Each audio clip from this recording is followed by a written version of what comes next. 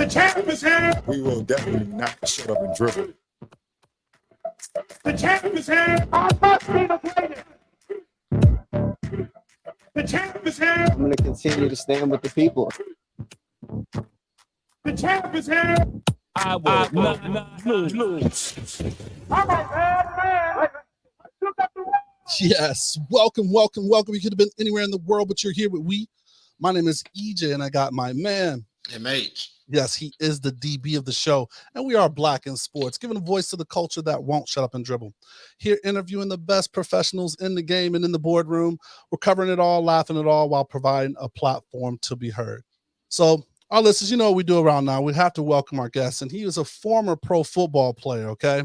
So he spent the brief time with the 49ers, so I'm trying not to hold that against him for what the 49ers did to my Steelers the first week of this football season. But he's also the founder of the RW Turner Lab. He's a speaker, author of the book Not for Long. Please clap it up for assistant professor at the George Washington University School of Medicine, Dr. Robert. That's a lot. Dr. Robert R. Turner II. All right. Thanks for having me. And I'll tell you right up front, okay. People say, I'm no longer a 49er fan. I got love for the 49ers, but people say, how come you're not a 49er fan? I said, well, they stopped paying me. So therefore, I got no loyalty there, right? My nephew plays for the Commanders, Cole Turner, number 85. So I got love there. And then my Giants got stomped this weekend. So, hey, no matter how you feeling, you're not feeling as bad as I am. Yeah, I'm glad you said that. I'm glad you said the Giants and not the Jets, because I was about to pray. We was about to have a moment of silence to pray for you. Hey, collection plate, all of that. Hey, well, you know what? Listen, the Jets are who we knew they were, right? It don't matter who they got. It don't matter, right? It just, unless they bring Joe Willie back, they ain't going nowhere. Love it. So, quick question, how we like to start this off is just we always ask a shoot your shot moment. So this is where we would ask, kind of anytime you shot your shot, right? So you've gone on to say, I've done 3 careers, right? So you had a lot of opportunities to shoot your shot, but it could have been win or lose, win or lesson, we like to say. So just give us a quick story of a time you shot your shot, went for it all. Actually, I'm going to switch that up a little bit, and I'm going to tell you how I realized that I had shot my shot, because I guess you could say in a lot of different ways, I have played in a lot of different arenas and I've been quite successful. But given my background, given all of the things that have happened to me, I actually didn't really realize that I had kind of made it, right? So I was on a book tour with a very good friend, dear colleague, someone that I have a major amount of respect for, Vaughn Bryant, who played at Stanford University. He's from Detroit, and he was drafted in the NFL. And so during that book, I was giving a talk at the University of Chicago, and Vaughn had said to me, he said, when did you realize that you have made it, like you've made your mark? And I looked at him and I said, man, I didn't even really I didn't think that I had made my mark. I had never thought of myself that way.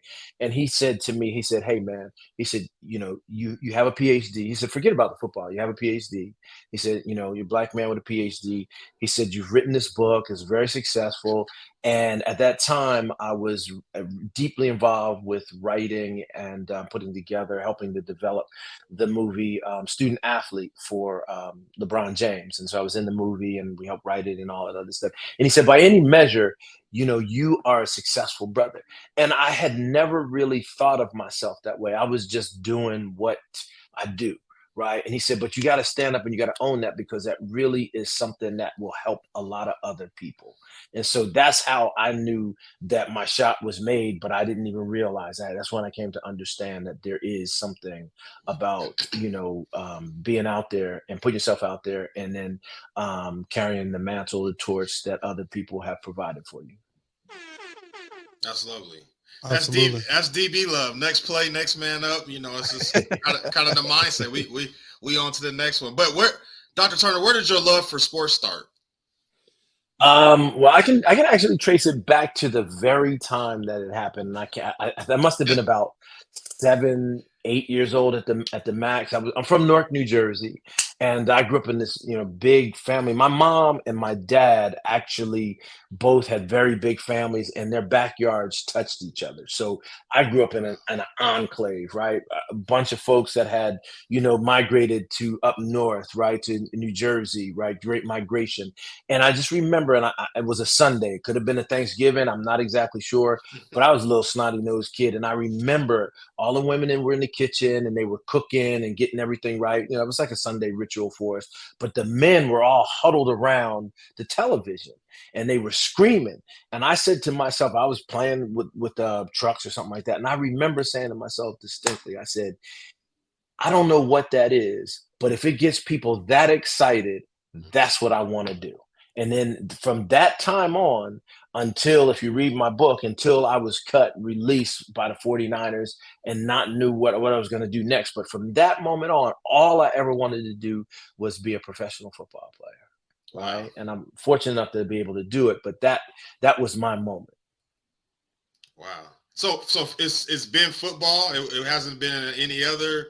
Did you dabble in any other sports? It was everything, from, I played baseball back, I'm from back in the day where when I was a kid, my dad took me to see Bob Gibson and said, this is when he's playing, Cardinals against the Mets. And they broke it down, Black history and why it was so important, right? And the Newark Bears and my hometown and everything. And so I grew up again, all the legends of Black legends in sport, Thea Gibson, from everybody, right? So I grew up in that, just kind of that love. So in a way, and I talk about this in the book, but so I played football, basketball, baseball, ran track and everything. But there is a backstory to all of that where I thought that I chose sports, right? But actually sports chose me in a lot of different ways. That's beautiful, man. That's really dope. So one of the things that you brought up, because it was one of the questions I had, was you were involved with the student athlete, documentary movie that they had with LeBron James, and that was back in 2018. So then there wasn't this thing called NIL that was created. Now that NIL is created, do you think that we're all said and done, the battle's over, or do you think there's another level or a layer of stuff that we still need? Well, that's a great question, and it's not one that we have enough time to really dive into because it really is a very important question, and it's one that, unfortunately, anyone who watches, major college sports knows that the money involved with major college sports is directly derived from the back of Black athletes, right?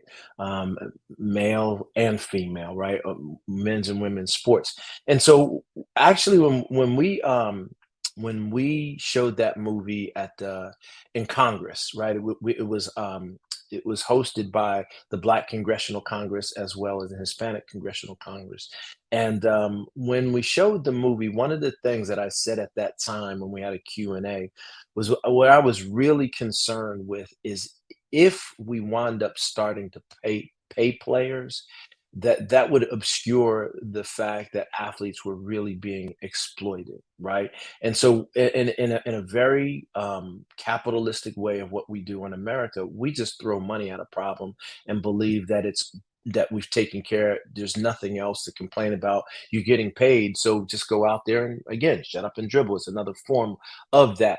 But the exploitation is such, from my perspective, is that, and people say, well, what do you mean, right? So all of a sudden, we talk about how important education is and where education will open up all of these different opportunities. And schools will say with a very straight face that we really care about athletes. We're going to create as many opportunities for them in name, image, and likeness. But at the same time, we're going to then fly them, from UC Berkeley to have to go play one game. They got to play against, Boston. And then the next week they got to play against Miami. And then they got to come back around and they got to play, someplace else, Louisville. Right. So explain to me how you can really get a quality education. And I'm a professor, I'm in the classroom, I have the students at times. How can you actually do that when you're saying to them, you know, in a 17-week season or however many week season it lasts over, that, you know, you're going to have to be on the road at least 8 weeks of that? How can you really say that those 4 or 5 classes that you're taking, you're getting a valued education out of that time? It's very real tough to buy that as a valid argument. 100%. I always say, like, man, I not that I wasted time in college as a former collegiate athlete, but I was like, I don't know what I got out of it besides football practice, essentially. So I completely understand what you're saying, but I want to touch on a little bit of your playing career. How did you select James Madison? And of course, as a former DB, I got to talk some DB with you a little bit. We got to touch on a little bit of backpedaling. All right. So how was that? How was the choice of James Madison in your playing career? Well, I have to say, first of all, JMU, hats off to everything that they've been able to do over these last couple of years. I mean, it wasn't the same place as it is right now. We played Division I. I played on the very first team in Division I. You know, just prior to me going to JMU, that was a Division III school 4 years before I got there. And Coach Chalice Joe McMillan actually was given the charge to build a team, and he went through registrations back in the day where you actually had to line up, spend the night on the line outside the gym, 2 hours or 4 hours before that. And he just went through that line and just started picking up guys and saying, you look like you're big enough, you need to come play, right? So when they came to me at that first year, right, and they said, okay, we have scholarships with Division I, we're going to play UVA, we're going to play Virginia Tech, we're going to play all these different programs, but, you know, everybody else who's coming at you, that your name came up, you know, this is, you know, way before they had, you know, all of these other 5-star ratings and everything. But they said, there are a lot of people out there, there's a lot of chatter out there where everybody else wants you, but we need you. Right. And so as a 17-year-old kid being recruited at the time, you know, that was music to my ears. Right. It's a place that said, hey, listen, we need you. And you're going to be able, they didn't say you're going to be able to play right away, but they said, hey, you know, you're going to be here to build something. Right. And so, and again, if you look at the players that I went to school with, just off the top of your head, I played with Charles Haley, who's in the Hall of Fame. I played with Gary Clark, who won 3 Super Bowls, 2 with Washington when they were the Redskins back at that time. Scott Norwood, he kicked for Buffalo, missed that wide right. You know, we had a whole host of guys, because remember, by the time I got done, we had guys that had played. That was really when the USFL, the first iteration, and that's where I got drafted to play for Memphis Showboats. I was on the same draft class with Reggie White, and then I got traded to the Generals with Herschel Walker and Doug Flutie and all those guys. So we have major ballers, right? So, you know, they put us out there. My freshman year, I think, our offensive line was like 235 was our starting guard. Our starting tackle was 265. But on the other side of the line, when we played against Virginia Tech, was Bruce Smith, right? And he was killing everybody. It was a massacre. It was horrible, right? But we had to take our lumps, right, from the very beginning. So it was a place where the coach guaranteed, the one thing he guaranteed was that if you work hard, you will be educated here. And I'm not allowing you to get out of here without your degree, right? So everything else, we took our lumps, but we had a bunch of guys that would just, we just balled. We just played football. So was Bruce Smith a part of your transition from the offensive side of the ball receiver to becoming a DB? Great question. No, hey, listen, I was playing wide receiver, and I actually, again, Gary Clark and I were wide receivers on both sides, and we were really, really doing it, right? We were actually doing. I think both of us, our freshman and sophomore years, we really hit some big numbers. But you know, I came from that. I wanted to play defensive back in the first place, right? But they saw, you know, me catch the ball coming out of high school and said, hey, you know, we've got something here. We want to build the offense around that. And so I said, hey, listen, I'd rather be a hammer than a nail. I want to hit people. You know, I like the physicality of the game instead of, and I did not like the fact that, you know what, I was a complete prima donna, throw the ball. If you're going to throw the ball, I need to get every 2 or 3 balls out of whatever you put. Forget about what they're doing on the other side. I want the ball. If I can't have the ball, then put me on defense so I can go out and hit people, right? And so that's how I wound up being there. And ironically, when I was actually a much better wide receiver than I was a defensive back. When I got up to Canada, where they throw the ball all the time, they said, "Hey, you want to play both ways?" And I said, "Yeah." So I was loving it there. That was great. But it all came down to me just wanting to hit people. That's why I went on the defensive side. Love it. So, with that, did you run track? I know you said, back in the day, was track kind of one of the sports in that mix? Did you ever, how far did you take it? Did you run in high school? And if so, we got to know, what were the events? My thing in high school, I ran the 200 and the 400, and I was really, really a strong 400. I had long legs and long stride, stuff like that. But I ran track mainly not because I loved it, but mainly because, and I tell a lot of young people now, I tried to tell my nephew, but today's game in particular, you get a scholarship by what you do on the track. You get a football scholarship by what you can do on the track. They'll teach you how to play football, right? They teach you how to run. They teach you how to do everything else, but they can't make you run faster than you naturally are, right? So I just wanted to go out and prove that I could run. And the thing is, I actually wish that I would have run started as my freshman year and ran because the one thing that I never really got down. That's why I was great at the quarter, right? Was I never got my start down. I mean, I was a 4.4 guy, 4.45, right in that area. But if I would have had the start down, it would have been no problem for me to, be very low 4.4, maybe even 4.3 kind of a situation. And let's face it, you know what?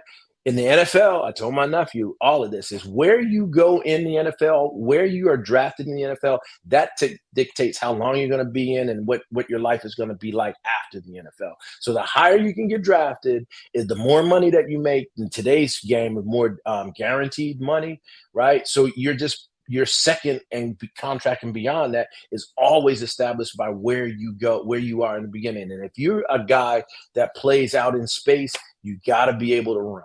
Right. So that was really what track was for me. And I did real well. I came from, a state where we had, when I was, I think just a couple years before me was what was his name? Lewis, right? Carl Lewis. He was from there. He ran. My high school years when I was in school was Michael. What's his name? Irving, that played Irving Fryer, who was just the first number one draft choice in the league. We had a bunch of guys in Jersey, as you can imagine. We're all trying to get out of here, so we all played a lot of great football. So speed is everything. So that's what foot was for me. I was a basketball player. I was a horrible shot. I was a guy who fouled out every game. And that was because those fouls count, though. Those fouls count, baby. Hey, listen. Your basketball coach knew you were DB a long time ago. Hey, listen, I was 6 foot power forward, right? I'm the guy that would hurt you, right? Whenever you start getting short arms because of me. So that was what I did. Hey, we had a matter of fact, I'll tell you this other piece of trivia, but Carl Towns, right? Carl Towns, the father, I played with him. We were in high school all our years together. We played in high school. So Carl Towns Jr. is from my high school town. We got a bunch of guys in our town that wound up playing in NFL, baseball, all this kind of stuff. We got big sports place here in Piscataway. Yeah, Irvin Fryer probably still getting some reps right now. I mean, I think he played for 45 years to be out in the league. So we always hear about draft stories, and now the draft is totally different, where there's, they separate round 1 and 2, 3 and 4, but you were drafted in the 15th round, and we hear about the draft story. So I want to know about, how did you find out you were drafted? What was that process like? Did you know you was getting drafted? Were you unaware? Just tell me about how that part went for you. Well, mine was really anticlimactic because my junior year, I actually broke my neck in college, right? So I had transitioned from playing wide receiver the first 2 years, freshman and sophomore year. Then I moved into the defensive backfield. And then I guess it was I started right away. And I think it was about the fourth or fifth game. I remember exactly. It was October 20th. We were playing against Virginia Military Institute, and I was playing on the right side corner, and I was coming up to make a tackle. They were doing a sweep back in the days when they could run the ball, toss sweep, right? And so I came charged, broke down, was ready to make the tackle. I was basically, the wide receiver was trying to block me. I shed off the block and moved to go down to make the tackle, and the running back, he actually, high-kneed me right in the top of the helmet, and I flipped all the way back, and I tore my brachial plexus, tore the bicep, tricep, just tore everything. And so there was, by seriously, my faith in God is very important. My grandmother said she was not allowing the devil to take her son like that. So she prayed me back to health, and I went from being paralyzed in my right arm and not being able to move it to then being able to gain some strength and move it very slowly. But then 9 months later, I was able to bench press, like about 330, doing, squats over 600. I was fully back. And so I played my senior year all the way through. But by the end of the year, my neck was really bothering me. So I wasn't sure if I was going to get drafted. I wasn't sure. Teams had talked about it, but when they recognized that the injury was still bothering, it was lingering, I think that's really what why I just basically fell off everybody's radar. And I remember coming back home, and I wasn't planning to go back to play football. I knew I needed to take that time off anyway. So I took a whole year off, but I found that I got drafted in the USFL and the NFL by just reading the paper. It was like the Sunday paper, and they got everybody's name. And I knew all of these guys from Jersey and all my friends that I had played with. And then way down at the bottom in really, really small print was Robert Turner, right? And so, they called me and said, hey, when you're better, when you're ready to play, we got a slot for you, give you an opportunity to make it. And so that's unbelievable. That's how it happened for me. That's awesome. So you didn't get a tweet? They didn't tweet you? Had it not been for the fact that my mom and dad knew that I really tore through the sports section every day, I might not have even seen it in the paper, right? But it was there, and then agents came, and then once I was better, I actually had to go and try out all over again, right? Because especially I was very lucky in the fact that I came along at the time. At the iteration of the USFL, when the USFL, the Canadian Football League, and the NFL were all warring for players. So the salaries escalated, and people weren't looking at that time like the USFL was like a secondary league or the minor leagues to the NFL. If you look at the name of the players, again, Reggie White, right, Herschel Walker, you look at Steve Young, Jim Kelly, yeah. all of those guys that wind up being in the Hall of Fame, they were all in the same league. So people weren't looking at the NFL and saying, if I don't make it there, then I'm in the juniors. No. And then Canada came back and they started coming with some big money as well. So there were opportunities. And if you could find your way on the field, there was a lot of great football players back at that time. That's good stuff. And it's funny, that's a lot of how it happened, right? And then, just getting notified and seeing it in the newspaper. I'm like, oh, I got drafted, man. So we are jumping into the career. So that was kind of just foreshadow a little bit into the career. One of the comments that you made is when you were signed by the Generals, that was Donald Trump's team at the time, man.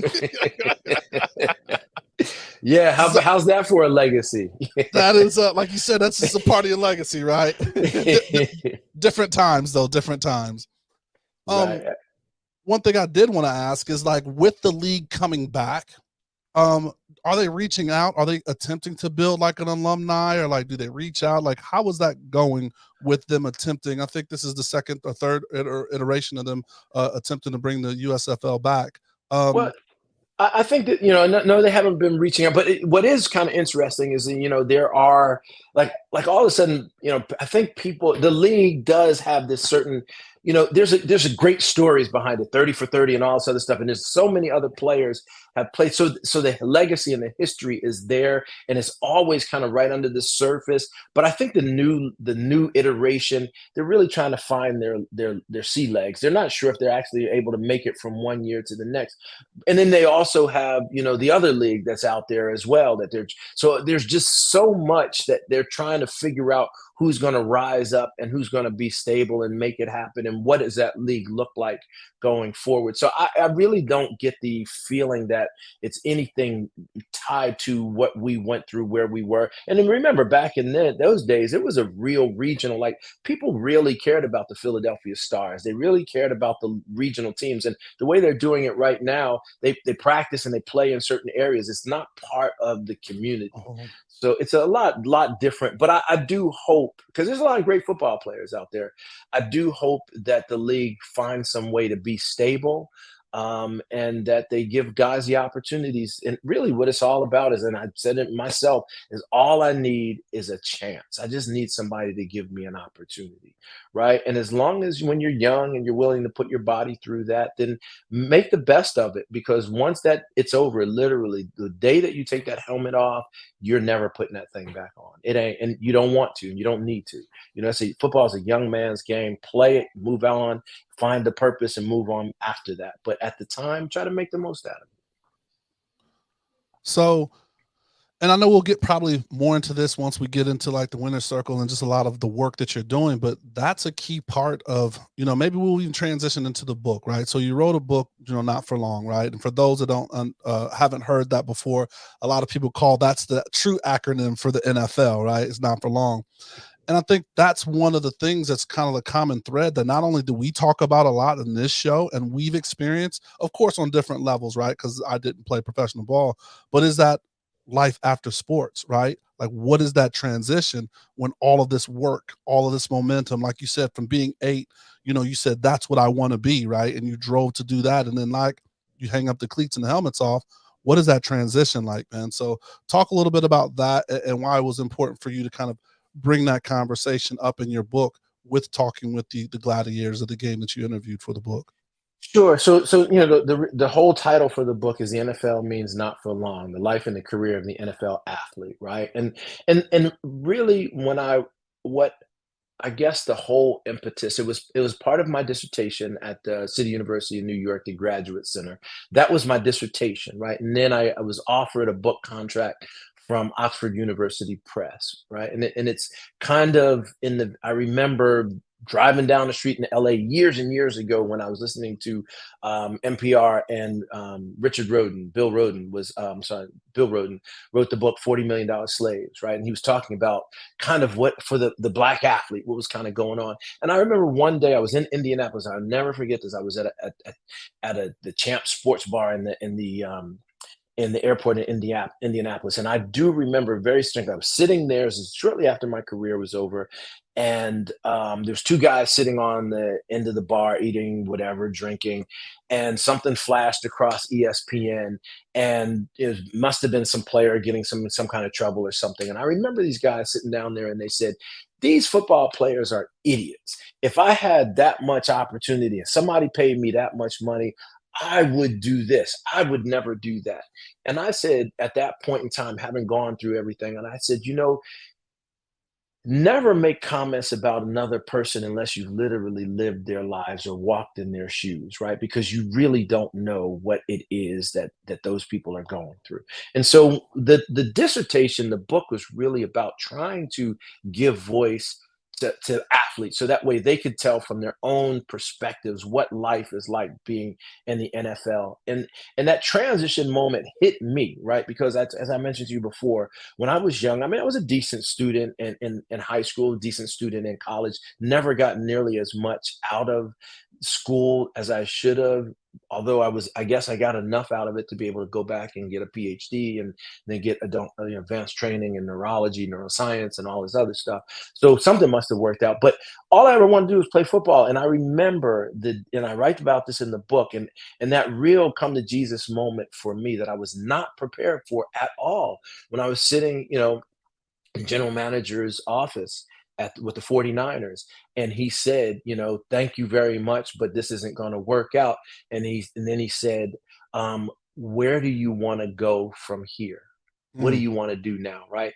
And I remember I had like a physical response to that. I remember that my ears started buzzing, right? And I started sweating, and I felt very faint, because I knew what he was saying to me was, this is the end of the road for you. Like I could have went back up to Canada. I could have waited another year and tried out for another NFL team. But I knew at that point my neck injury was starting to come back, and I was like, hey, now I'm at 28 years old. This is it. And I didn't put together that Hall of Fame career that I thought I was going to have. I didn't buy my mom the house. I didn't have millions of dollars in the bank.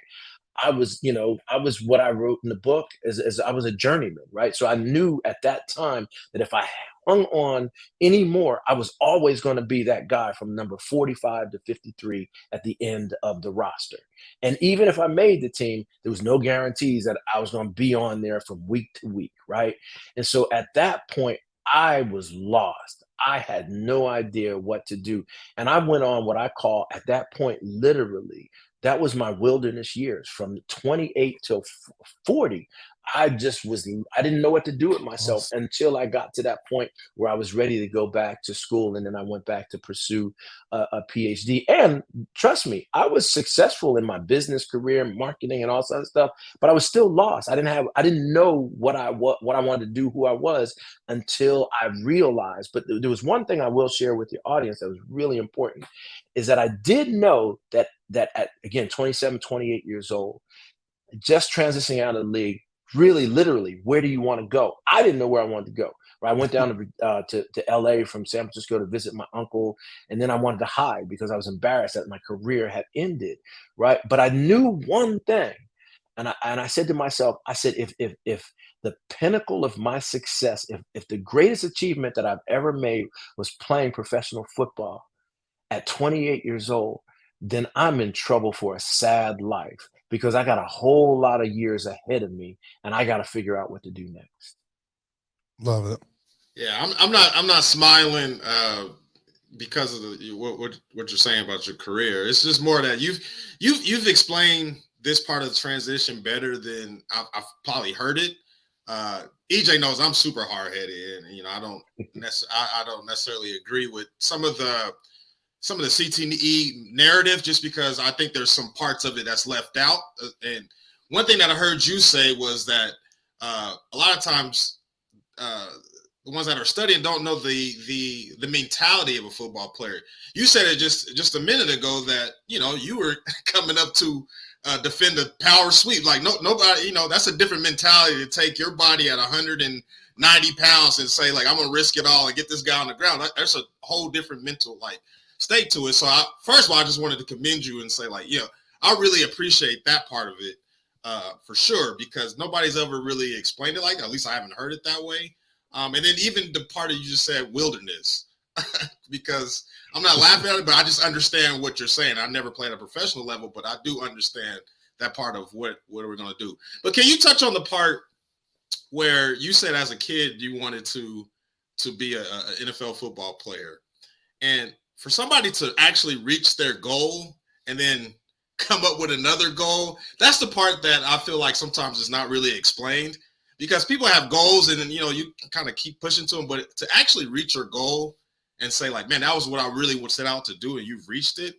How did you get in your wilderness time? How did you get to say, like, hey, there's another goal that I want to get to? Like, how was that whole process for you? Well, I think that goes back to what was instilled in me as a child that I didn't realize.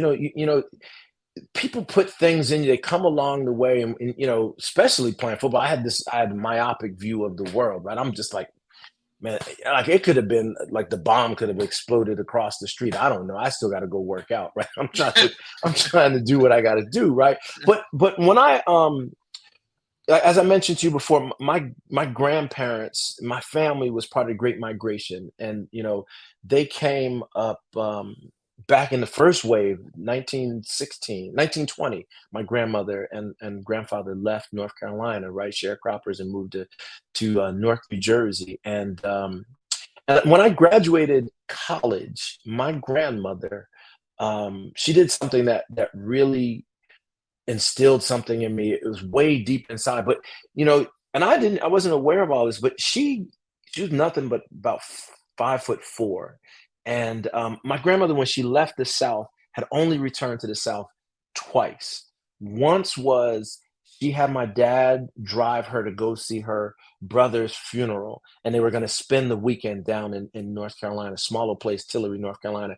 But they were so it brought back so many bad memories that they turned around, went to the funeral, and then made my dad drive them back up to New Jersey, that same day. And we're talking about like in the 50s or something like that, right? So it wasn't like it was an easy drive.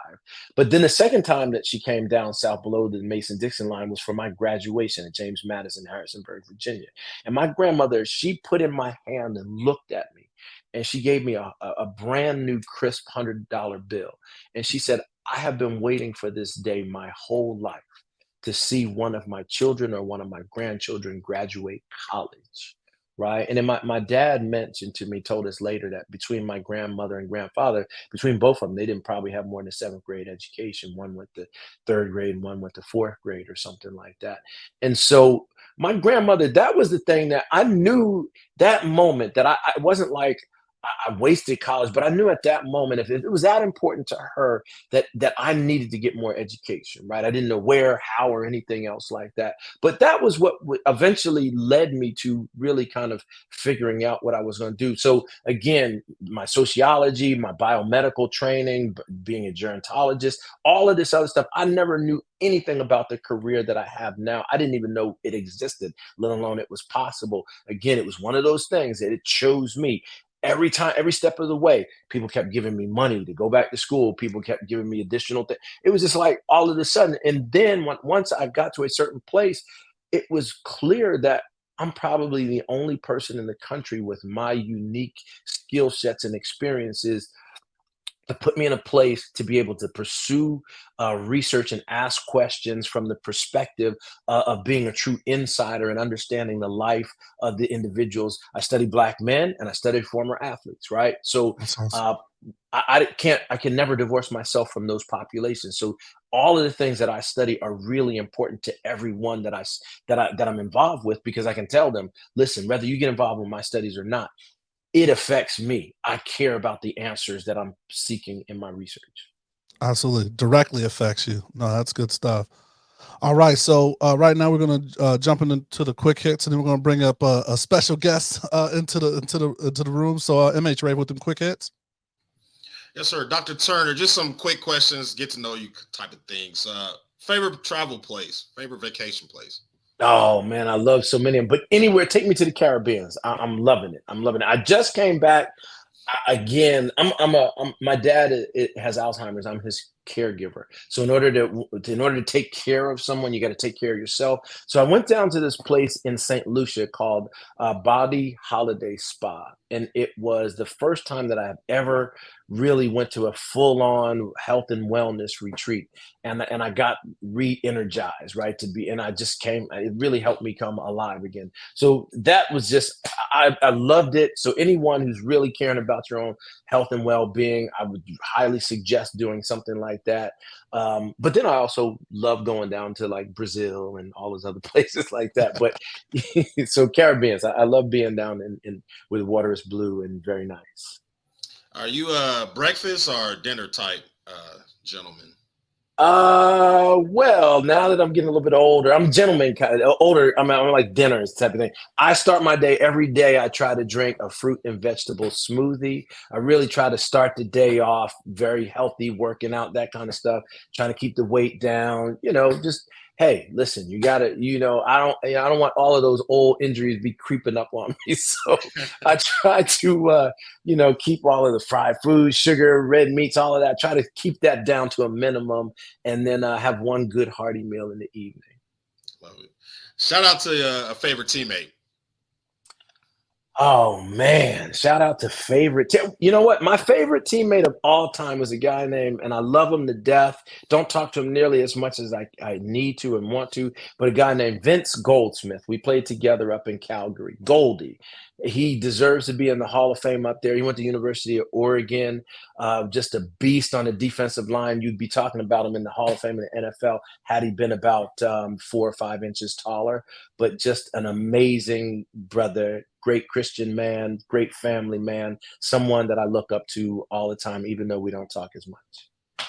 And then it's the last one, and just because of your versatility on the offensive side of the ball and defensive side of the ball, I just want your top 5 players in the NFL now or yesteryear of just the best versatile players. Your top 5. Oh, wow. Well, I mean, versatile, if we got to go versatile, we have to go number 1 has to be Dion, right? I've always been a Dion fan. I love the Dion shuffle. I love the way he does. I love people want to criticize him now because he's too cocky and too all of this. And I'm like, but the guy's a winner. You know what? He tells you what he's going to do. He goes out, puts all the people around him, make sure that they're successful at what they do, and then he instills a successful mentality in the kids that he works with. So Dion, I'm like huge for that, right? And then I got to go back to Bo, right? Bo Jackson, right? Because if we're talking versatility, who else is there besides that? I mean, we don't really know what Bo would have been had Bo not gotten hurt, right? But the man, he definitely brings it, right? All the time. Another one, Bo's teammate that was down at Auburn was Frank Thomas, right? The baseball player, right? He played tight end in college, and then also played in Major League Baseball and played for a long time, right? So you gotta give love there. In terms of just pure football players, I know I'm going to say 2 more, but there's so many other people that I could probably would say, but I'm huge on Ronnie Lott, right? Because I had the opportunity to basically stand on the sideline and watch him, you know, and that guy was like, I mean, you talk about just like he's a football player. He's just a warrior. He's a mentality that and he's translated that into his life after football. He's just been just unbelievable in everything that he's done. And then for the joy of watching football in the game, I don't think there's ever been at any position anyone better than Lawrence Taylor. So and Lawrence just ripped it up. You know, he's the guy that, like, everything that we see now in terms of Micah Parsons and everybody else, any and everybody else, that literally Lawrence paved the way for them. He changed the offenses, all getting the ball out quick. Everything that we know is because of that guy right there. 100%. That's it. Love it. So we bringing the guests in. So of our true listeners that's been with us day one, you guys may recognize this face. You know, we have Jay Vickers. He was on what was it, episode like 40, 10, like the low numbers when we first started season 1. So we're really glad to have him. And he's got a little bit of a title change. So he's now the Chief Operating Officer of the Sports Innovative Institute here at the UNLV University. And there's a great reason why we brought him on. So right now, Dr. Turner, we wanted to bring you both on because you guys are putting together something amazing, right? So we're now in the winner's circle, and this is when we like to promote and talk about things that are going on, and things that great sports leaders and people are doing in the community. And the Black Men's Brain Health Conference, all right, it's going into its 3rd year around Super Bowl time, and since Las Vegas is hosting Super Bowl 58, during Super Bowl weekend, you guys will be hosting this conference. So I wanted to start off by, if you could both tell our listeners what is the Black Men's Brain Health Conference, and then Dr. Turner, if you could go into the genesis, like why was it created? Because usually things with this magnitude and this great stature comes from either something personal or something momentous that's happened in your life. Right. So I'll start off by saying, and I'm gonna let Jay talk about what is the conference, because I think the conference is gonna be something quite different and unique in Vegas, right? It's because I'm gonna give a lot of background on it, but I want to start off by saying that we got to give a major shout out to Dr. or President Keith Whitfield, because in so many different ways, this conference and this work about Black men's brain health, the work that I'm doing, would have never happened if it wasn't for him. And I say that not only because he's the president at UNLV, but he's also my personal mentor. And my career in biomedical research is because Dr. Whitfield, as well as Dr. James Jackson, who we lost a couple of years ago, who was up at the University of Michigan. But had it not been for them, I'd still be writing books like, ethnographies and stuff. But they gave me toolkits and they gave me support to do something that is to continue to do what I'm doing, but even make it much more impactful. So we knew that in the third year of our conference, we were coming to Vegas.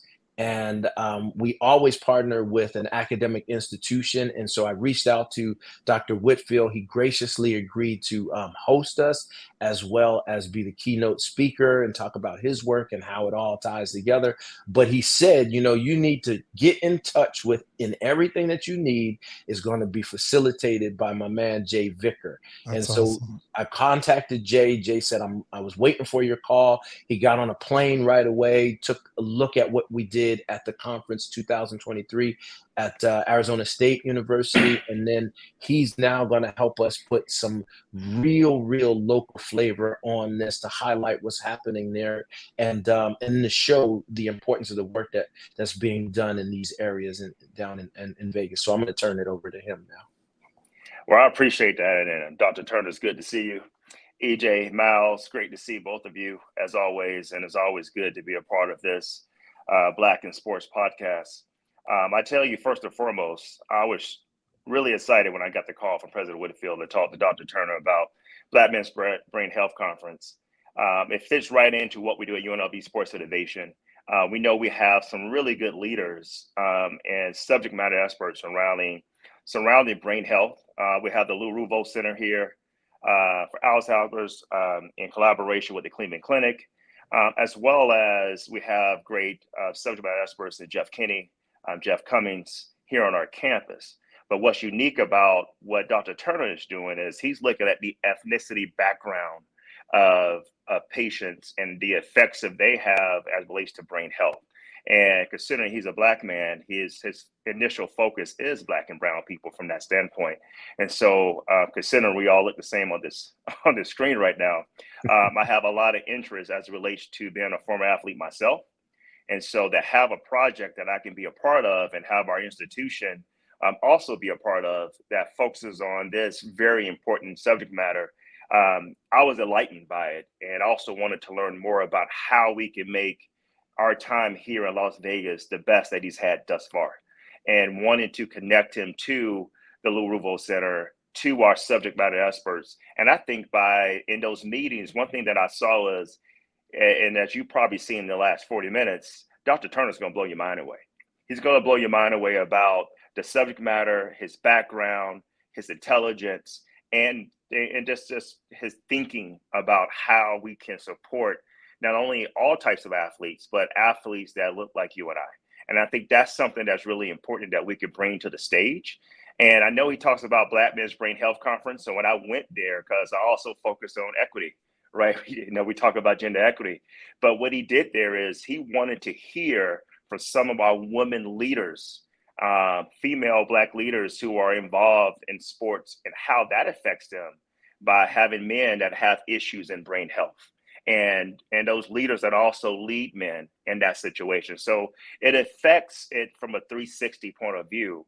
And so it's not just a conference that's going to allow people to talk about Black men or brown people. This is a conference that's going to enlighten all those who have an interest in sports, have an understanding of how mental health can impact you.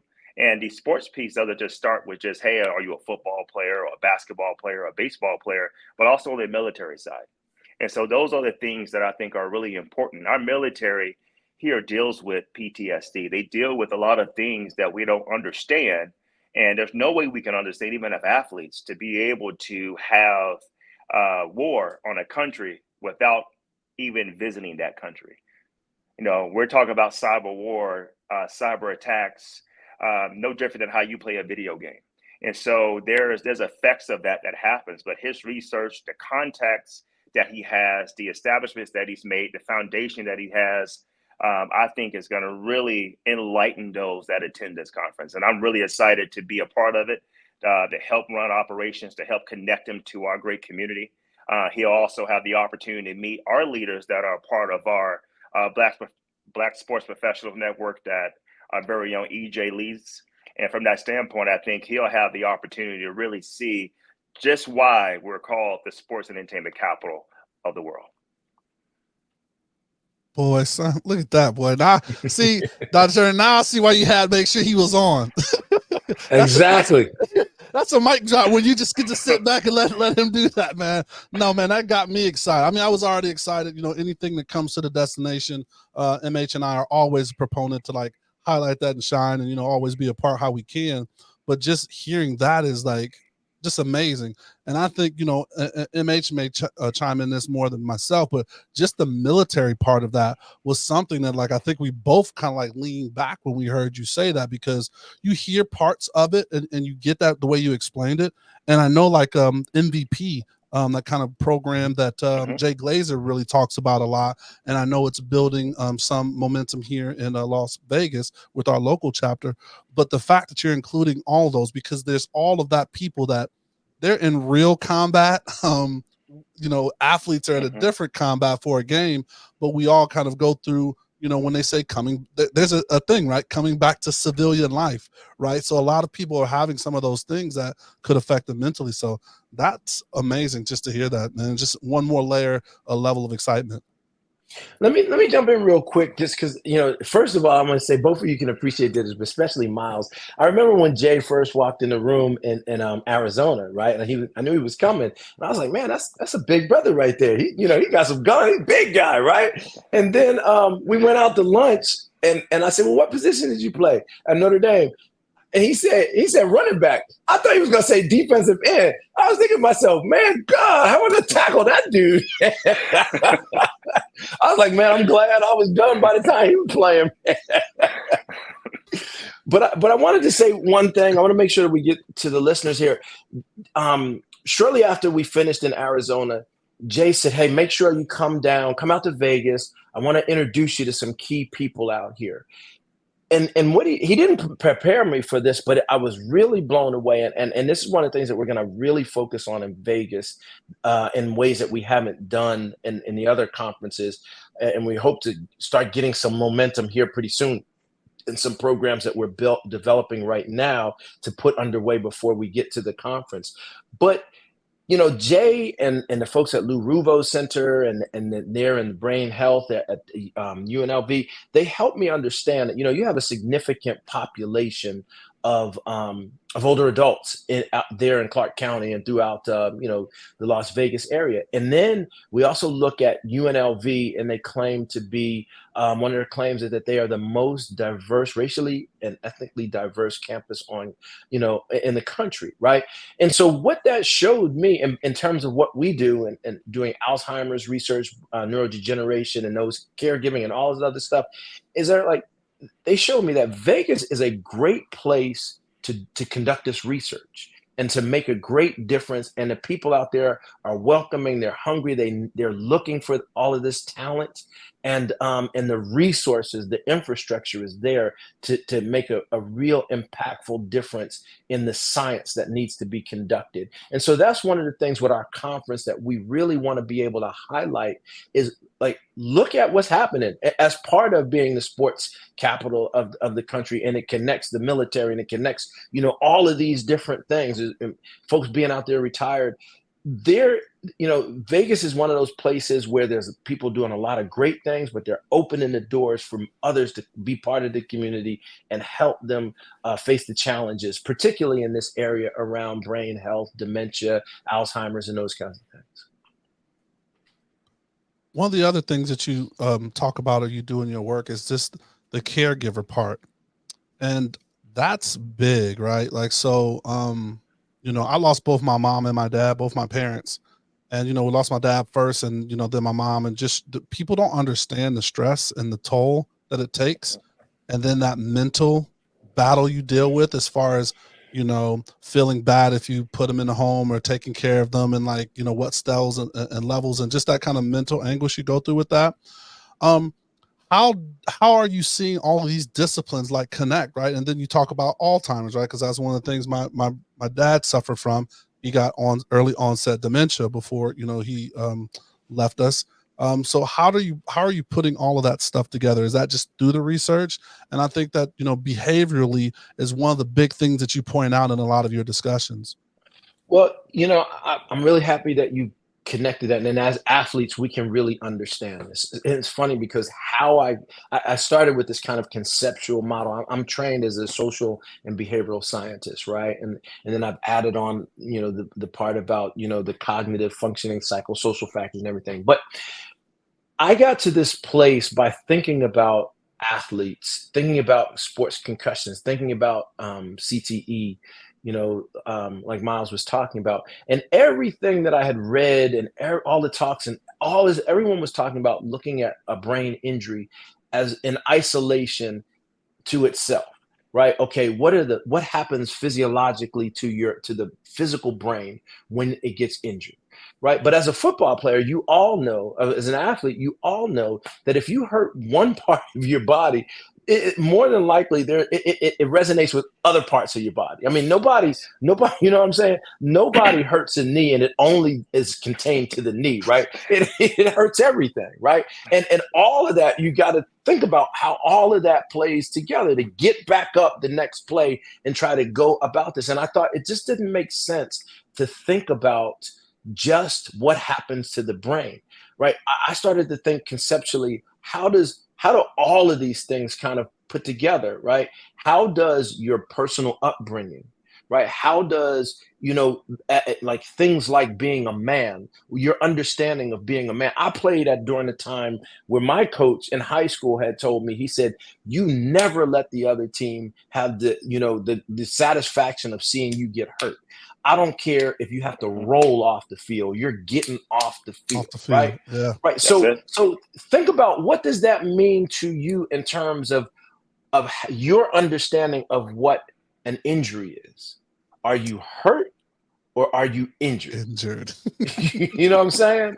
Right. And anybody who's particularly played a contact sport, we as men, we don't go to the doctors no matter what, unless we have a woman in our life that makes us go to the doctor and managing our health, right? So if you have a football mentality that says you don't go to the doctor, right, until you're injured, because you can play while you're hurt, right? Right? You can make it through, man. That ain't nothing. I just, like Ronnie Lott, they just cut the tip of my finger off. That's no big deal. Right? Exactly.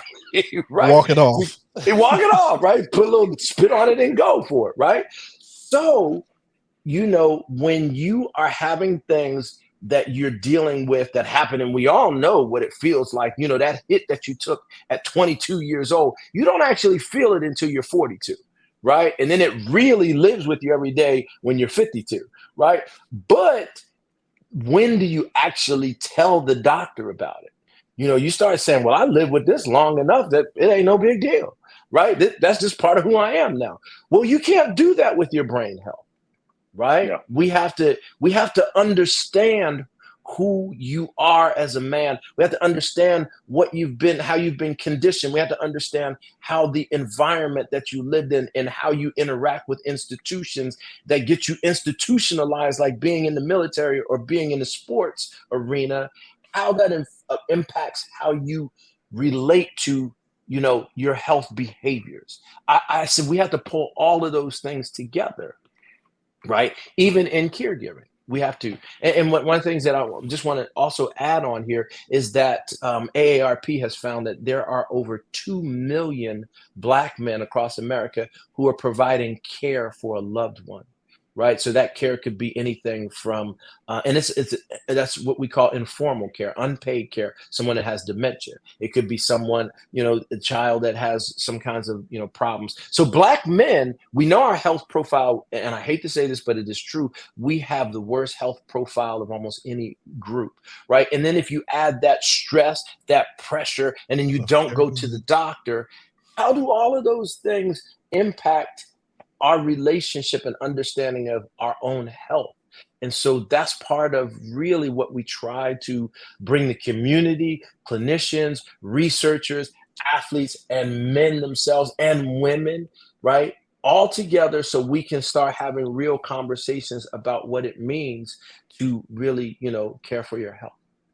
And Dr. Turner, I'm glad you mentioned that, because that's exactly how I viewed the last conference. Is it was more than just brain health. It was just about health in general, and how important it is to pay attention to those, I would say, those key indicators that you establish. You don't wait on it. We have to get past the mindset of, are you injured or are you hurt? We need to start caring about ourselves in a different way, but also understand there are some minority leaders out there within the profession that really do care about you, and have done the research and have the knowledge to help you as a person of color. And I think that's really important to understand that. And the more of that information gets out, and more people that learn about that, like what I'm excited about that we didn't mention, is that we went to the Lou Rubo Center. We met with experts on our campus, Jeff Cummings, Jeff Kinney. When they talked about Dr. Turner, they lit up and said, I want to learn more. They want to know more about his research. They want to know how they can incorporate his research into the work they do at UFC and other entities in our great town and community, and how they can implement that throughout their ecosystems. And that's one thing that we need to do. That, yeah, you may have someone who doesn't look like you, and sometimes that could be a problem for some people within our community. But if we can make sure his type of research and those that he's affiliated with have their research embedded into the ecosystem of the health system, that's how we get better as a whole, and understanding that research is there, and they understand how to treat us. Right. And I'm really glad you said that, Jay, because one of the things we are doing very specifically, we're being very purposeful there at UNLV and taking advantage of the diversity in the population, is we are raising up together. We're partnering to raise up the next generation of scholars from these communities, to go back into these communities and take your unique experiences and knowledge from the communities that you were raised up in. We're going to train you so that way you can go back and take your knowledge and apply it to your community, so we can learn how to help one another. Right. And Dr. Turner, is that your emerging scholars program? Yeah, or is that okay? Yeah, that's the emerging scholars program. Yeah, and that's so what we're doing with what we're doing with Jay is we said, hey, listen, we want to break the Lou Rubo together. We want to bring all of these entities together. We want to identify young men and young women that are people of color that say, you know what, I want to learn how to do this research. I want to be able to quit, because we know that, I was reading an article about Charles Drew Medical Center there in Los Angeles. They're having their first class of medical students ever, 60 new students, right? And what they talked about in the article was that essentially people feel more comfortable going to a doctor who looks like them, comes from their community. So we know that people feel more comfortable working with researchers, clinicians of all different types from their background. And we also know that we have a dearth of people. We need many more people to be able to do this. And the only way we're going to ever be able to get those people is we've got to raise them up from our own communities. We've got to identify them. We've got to support them the way that Dr. Whitfield supported me, so that way they can go on and do great things. And that's why I'm so excited about, how I would say how purposeful they are at Las Vegas at UNLV, and saying we have to do this. We want to be part of building that solution in our community. So September 12th was Black Male Physicians Day or something like that. Right, exactly. There you go. And I saw a stat and it may be a little bit off, but just the sheer fact that in, what was it, like 1940, we only had like 2.7% that were Black male physicians. And then in 2018, when they did the research again, it dropped. It was 2.6. Exactly. So it's just, and hopefully it's getting better turn in time, but that's the point that you're trying to make, right? Get those people into these different kind of facilities, get them to know that these opportunities are out there to grow, learn, and be dynamic in this field. Right. It's on us. We have to do it. We see the importance. We have the resources. We have to be able to facilitate the support for this next generation of young folks. Absolutely. Man, EJ, hit the hand, the applause, the siren, man, hit all those drops, man.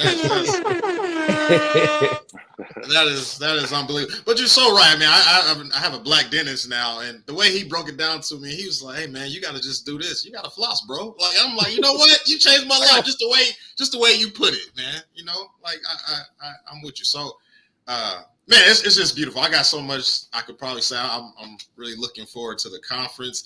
Not scholarly research, but I'll tell you this, Dr. Turner, my favorite place in Las Vegas is Mandalay Bay. Because you talk about it's literally my favorite place because of my research that I do. At any point, and you sit in Mandalay Bay, you can see business professionals at a conference. There's a WNBA, the Aces play at the building. There's a pool. There's an outdoor. What do you call the pools? EJ, the lazy rivers. The day clubs. This is the day clubs. You'll see somebody dressed like Michael Jackson. There's an aquarium there, so you'll see families, and then there's old heads that's on the slot machine. Like it is like my favorite place in Vegas because you see all these communities kind of working all at once. So different research, but if you have time to take a look at Mandalay Bay, I promise you'll enjoy it.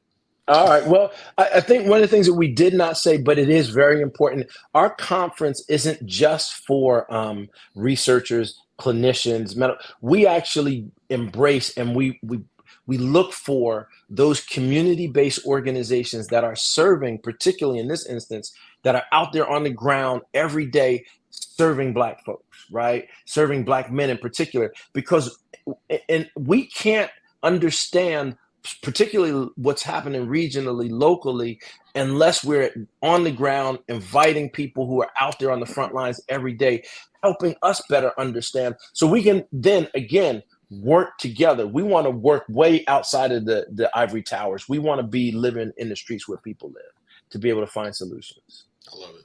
So Jay, I do have a kind of wrapping this up. So how you guys are doing great things, man, and MH and I, get to know that because of the work that we both do in the community.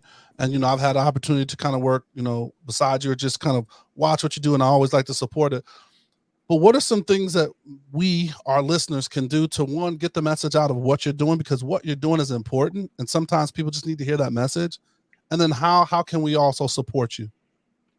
That's a great question. I think first and foremost is keep inviting us to have these opportunities on your type of podcast. Then also, I think this is a great platform, not only in our community, but for others to listen to. You guys do a great job. We're actually going to start ramping up in all the different segments that we have our social media presence. And so one of the successes that we've had in the past year that we were awarded a $3.25 million grant.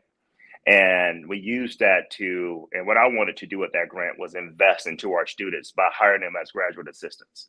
And so now that we have more people power, I have the ability now to expand that reach from a marketing standpoint. So you're going to see a marketing plan come out from a social media standpoint that'll give more information, but also lead people back to our website.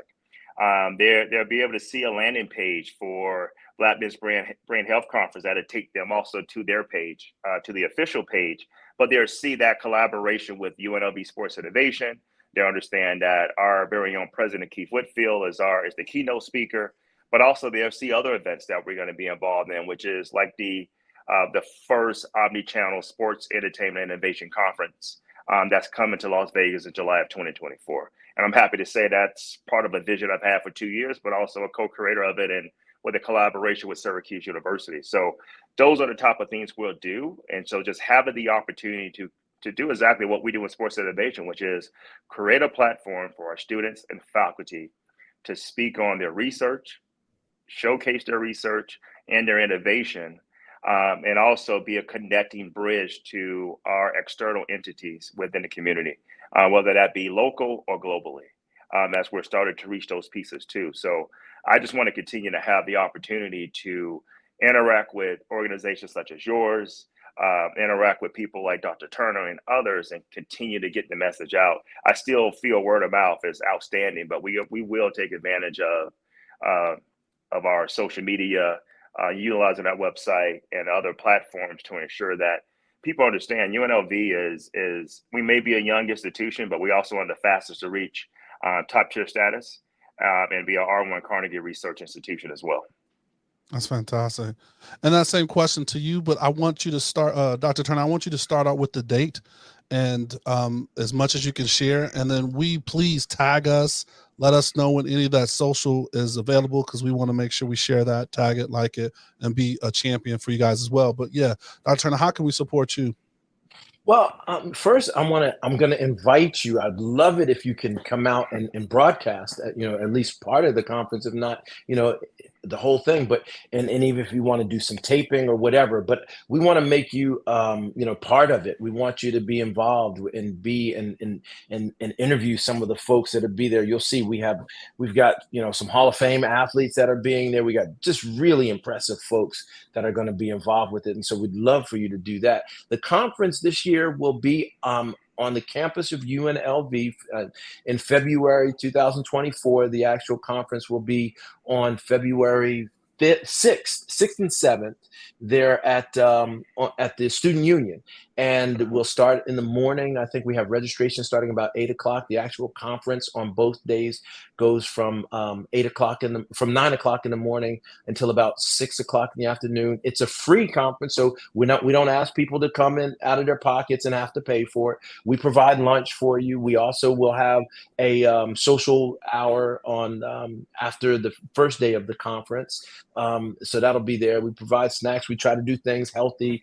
We'll have some breakout sessions as well. One of the features that we're going to have this year that I'm really excited about, but we're going to talk about kind of the role of faith and spirituality in brain health, how that works.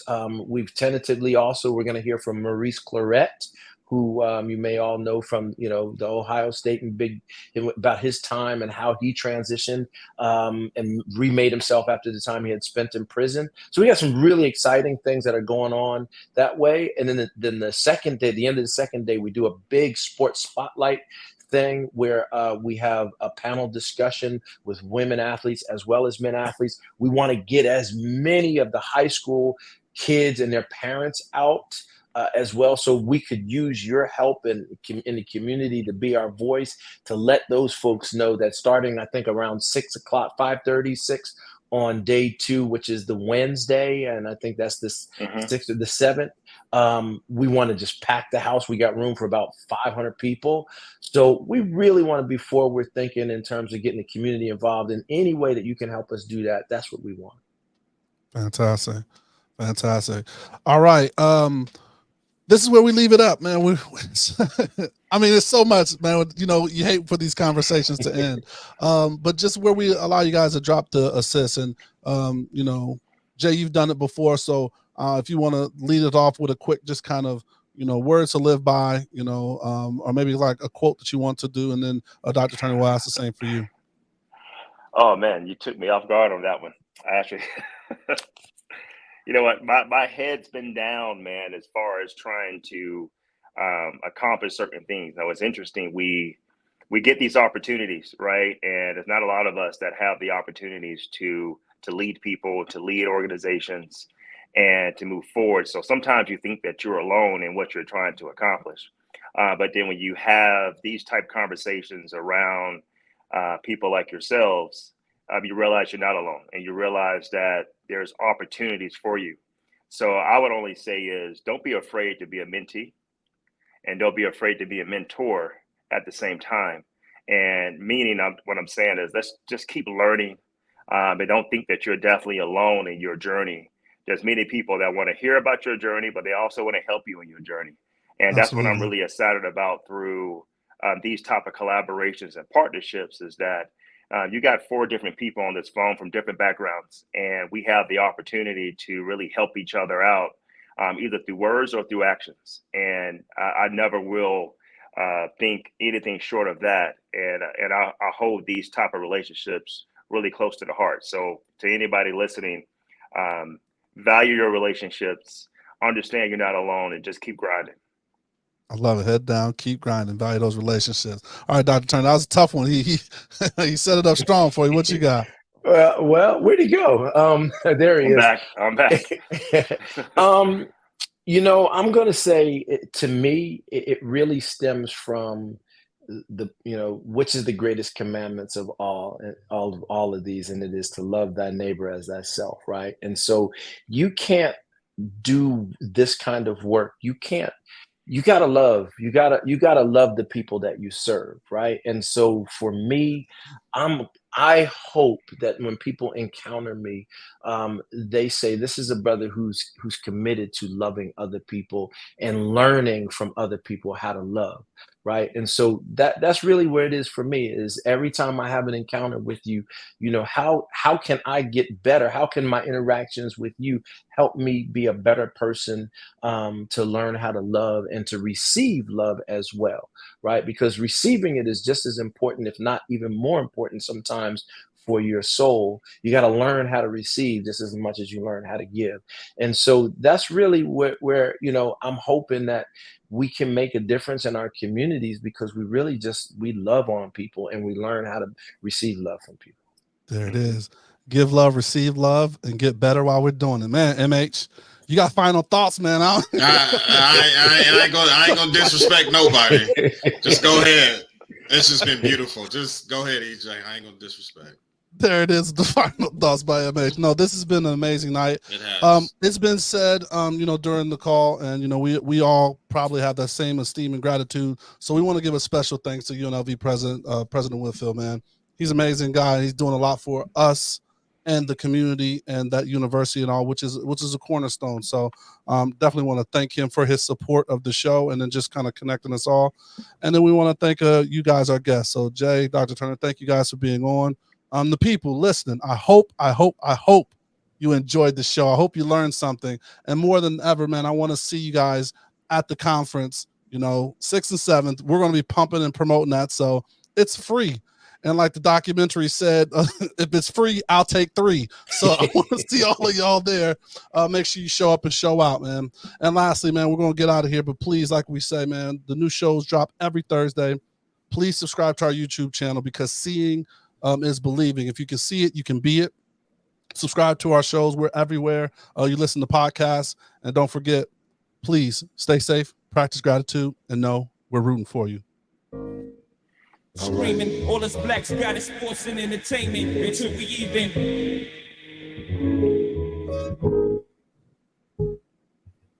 Assuming I'm rooting for everybody that's black. Yeah. Assuming I'm rooting for everybody that's black. Yo. Assuming I'm rooting for everybody that's black. Spent about 2 racks on handmade new rags. Assuming I'm rooting for everybody that's black. That's everybody from sports to college class to rap and back.